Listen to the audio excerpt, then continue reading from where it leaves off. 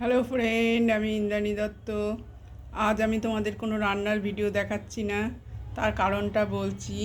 আমি খুব অসুস্থ হয়েছিলাম। আমি শক্তিনগর হসপিটালে ভর্তি ছিলাম। এই কেবলমাত্র কালকেই বাড়ি ফিরেছি।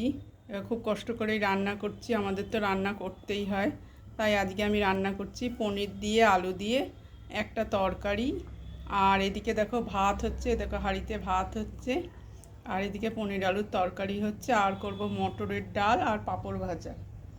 কিন্তু আমি যে জন্য ফোন করেছি, হসপিটালে গিয়ে এমন এমন ঘটনা আমার চোখের সামনে দেখলাম, সেগুলোই আমি তোমাদের সঙ্গে শেয়ার করছি।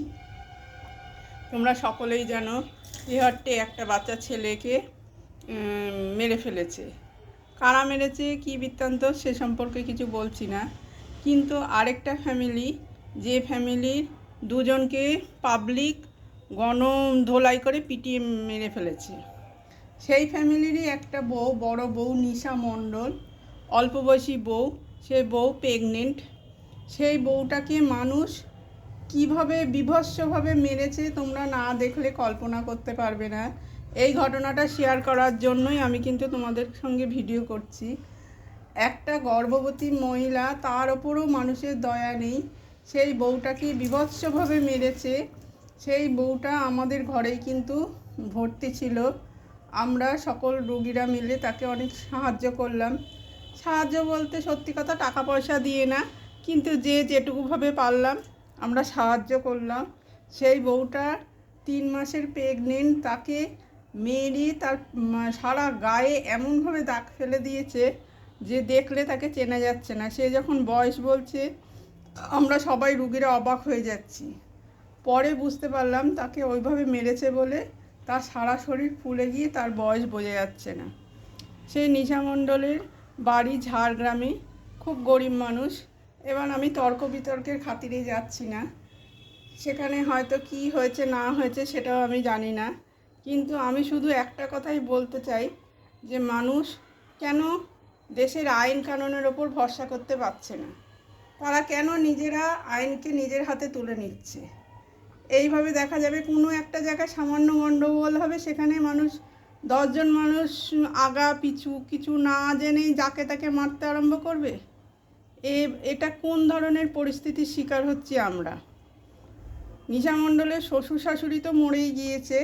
নিশা মণ্ডল কোনো রকমে তাকে পুলিশ ওখান থেকে উদ্ধার করেছে। সে কিন্তু কারা মেরেছে কিচ্ছু পুলিশদের বলতে পারছে না, তাকে এমনইভাবে সব মেরেছে। আর ওই যে বাচ্চাটা, ডাক্তার বলছে যে এখন আপাততভাবে বলা যাচ্ছে না, মোটামুটি সুস্থ আছে, কিন্তু তাও তার শরীরের যা অবস্থা, তার শরীরের রক্ত পর্যন্ত খুবই কম, প্রচণ্ড দুর্বল তার শরীর। আর যেহেতু তার ঝাড়গ্রামে বাড়ি, তার বাপের বাড়ির অবস্থাও খুব একটা ভালো না। তার দাদি আর একটা পিস্তত বোন, সে এসে তাকে সেবা শুশ্রূষা করছে। পুলিশরাও যথেষ্ট সহযোগিতা করছে। তারপরে যে রুগীরা ওখানে থাকছে তারাও খুব সহযোগিতা করছে। হ্যাঁ, কিন্তু আমি শুধু ভাবছি যে আমাদের দেশের আইন কানুন এইসবগুলো তাহলে কোথায় গেল, কোথায় গেল? এই ঘটনাটা তোমাদের জানাবো বলেই আমি কিন্তু আজকে ভিডিও করলাম, যে এখনও আমরা এই রকম পরিস্থিতির শিকার হচ্ছি। আজ কিন্তু নিশা মণ্ডল আক্রান্ত হয়েছে, এমনও দিন আসতে পারে যে যে কোনো মুহূর্তে আমরা কিন্তু যে কেউ আক্রান্ত হতে পারি। তাহলে এগুলো সঠিক বিচার কি আমরা কেউ কোনো দিন পাবো না? আমি বলছি না নিশা মণ্ডল নির্দোষ বা দোষী, সেসব বলছি না। যদি দোষী হতো তাহলে সে সাজা পেত, সে আইনে দ্বারস্থ হতো, সাজা পেত, সেটা আলাদা কথা। কিন্তু জনগণ, তাদের উদ্দেশ্যে বলছি যারা তাকে বেধড়কভাবে মেরেছে, তার পেটে যে একটা সন্তান আসছে, সে তো নির্দোষ। সেই সন্তানটার যদি কোনো ক্ষতি হয়ে যায় তাহলে তার দায় কে নেবে? এই ঘটনাটুকু জানানোর জন্যই কিন্তু আমি আজকে ভিডিও করলাম। আমারও শরীর খুবই খারাপ, খুবই কষ্ট করে আমি আজকে ভিডিওটা করলাম।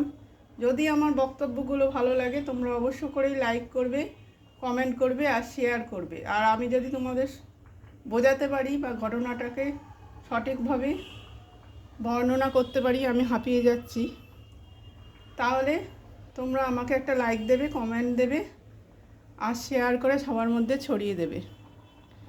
এই বলে আজকে আমি আমার ভিডিও শেষ করলাম। ধন্যবাদ।